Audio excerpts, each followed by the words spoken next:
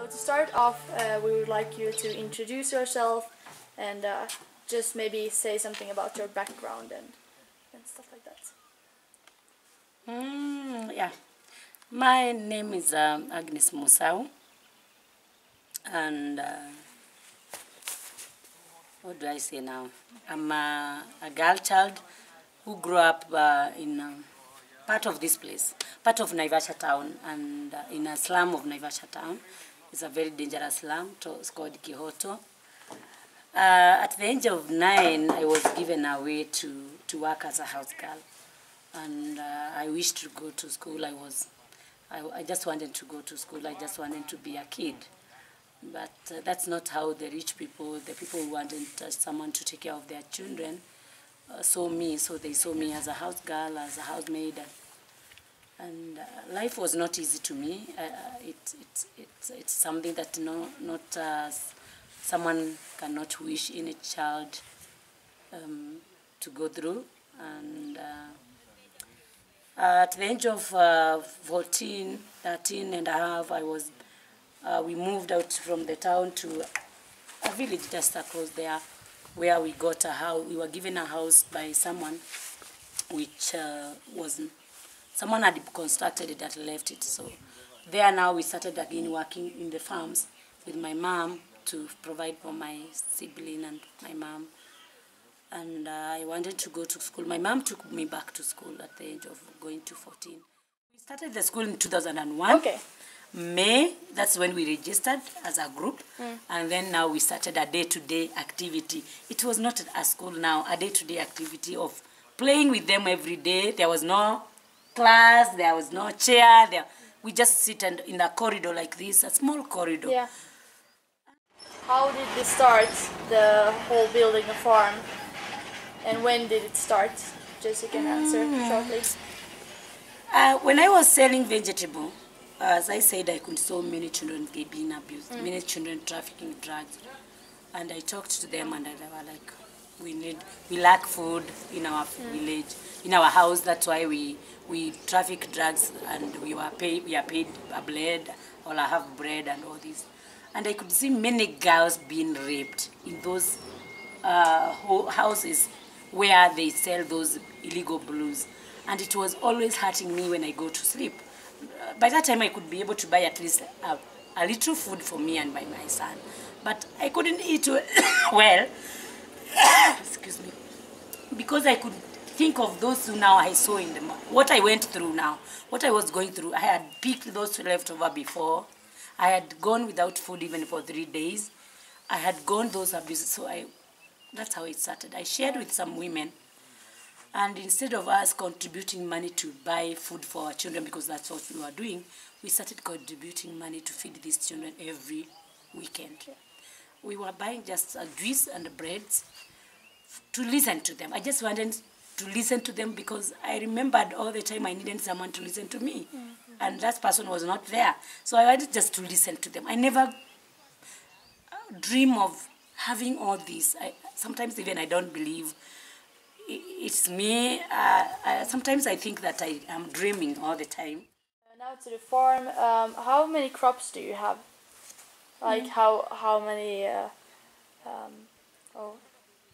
different food types do you do crops?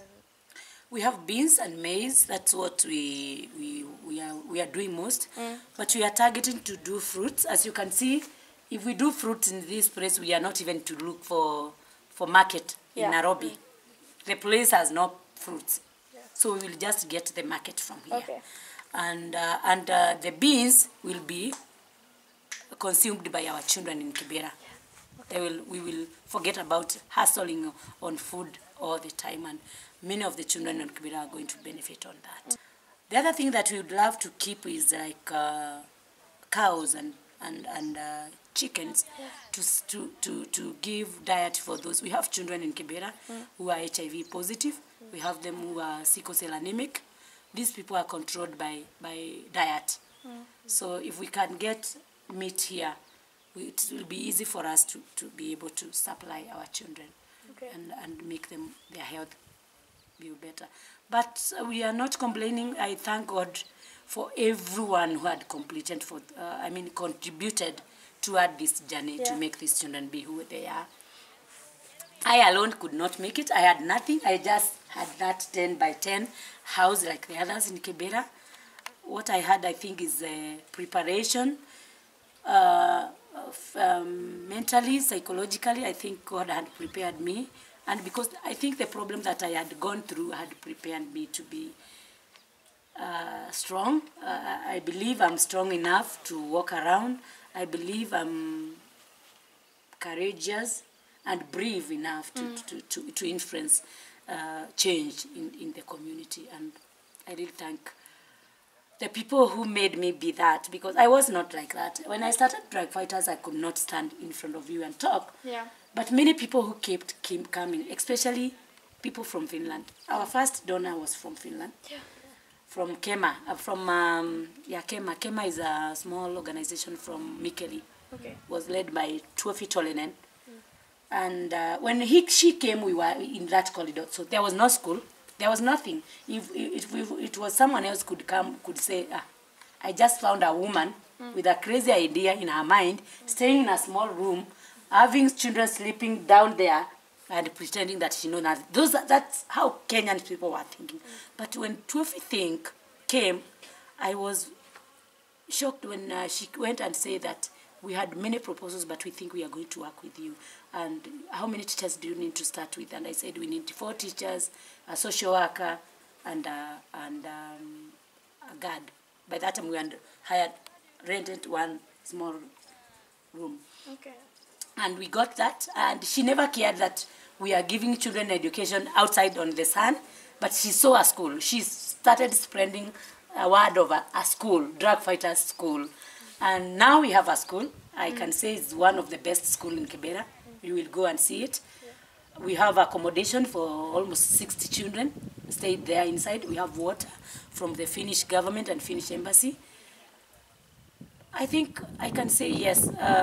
She and others made me start feeling that yes, I can make a difference. Yes, I'm somebody. And how big is the farm? This land is 11 acres land. It's very big. It's very big enough to have a school, to hold a school, and enough to farm for many children of here and Kibera. Okay. Yeah. And what is your biggest plant or cheese that you have here? My biggest plan is to farm, to sustain our school in Kibera, and to have a secondary school here, and to move a children's home here, which will be also a school instead of Kibera. Okay. That's my future plan, because this environment is very conducive when a child is coming from the slum. They need the place. In fact, when the December get over, they always feel so bad, but they never want to go back to Kibera. Yeah. Yeah. So I think that is my future plan. And also to have a vocational. Do you know a vocational? I have photos from Finland which I took from some primary schools of, I don't know how you call them, the lower primary schools of Mikkeli. I visited one of the village schools in Mikkeli. And I saw how you train your children from the smallest to have a basic skills. Those basic skills in Kenya are full training, vocational training, because no child here knows how to make a table, to make a small car using this waste wood. So if we can get a school which look like a vocational, which have those things, we will really raise children who are not only improve their own life, but the society. Okay. Because this child, not every child here is smart in book. Some are smart in here. And then how do you transport the food from here to Kibera, and is the food done in Kibera, cooked in Kibera? That is another challenge. We were now to come there. I think they wanted to talk like that. To hire a car from here to Kibera is almost 10,000 plus. So transporting the food is another challenge. So we were thinking of, I don't know, starting something on the internet and mobilize funds for us to get a vehicle, which can not only transport the food, but which will be able to be transporting our children here. They really love it here, and when I'm in a vacation, they all want to come here. But like in December, I didn't even bring all of them who are in boarding school. We looked for a place to accommodate others, and we came here with only 27, which now the others are feeling so bad that we are left. Yeah, so I think that's another challenge that we need. And how many employees do you have here? Here we have only one, and my brother is volunteering here. He has been in Kibera, Isaac. I think that is the questions. Thank you for your time. Thank you so It was a much. pleasure to hear your side of the story, and you have a really touching story. Thank you.